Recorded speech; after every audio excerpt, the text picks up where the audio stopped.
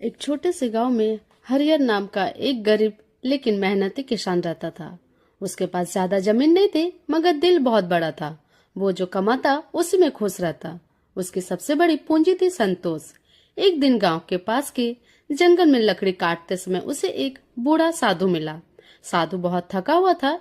हरिहर ने बिना कुछ सोचे उसे पानी पिलाया, रोटी खिलाई और अपनी झोपड़ी में आराम करने दिए। साधु हरिहर की भल मन देखकर बहुत प्रसन्न हुआ। जाते समय उसने हरिहर को एक छोटा सा बीज दिया और बोला, यह साधारण बीज नहीं है, इसे बो, यह तुम्हारी जिंदगी बदल देगा। लेकिन याद रखना, इस बीज के साथ लालच मत करना। हरिहर ने बीज को अपने खेत के एक कोने में बो दिया।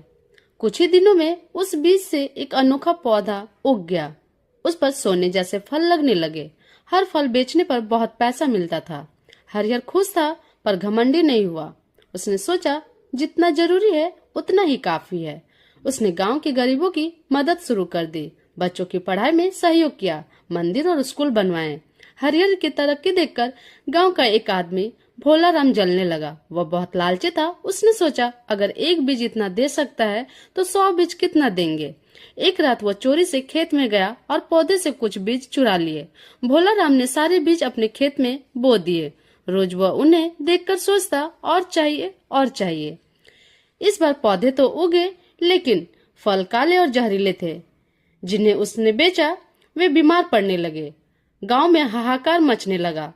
भोलाराम का खेत सूख गया, घर उजड़ गया और लोग उससे नफरत करने लगे। वो रोता हुआ हरिहर के पास गया और बोला, मैंने लालच कर लिया, मुझे माफ कर दो। हरिहर ने शांति से कहा, बीज वही था, जमीन वही थी, फर्क सिर्फ नीयत का था।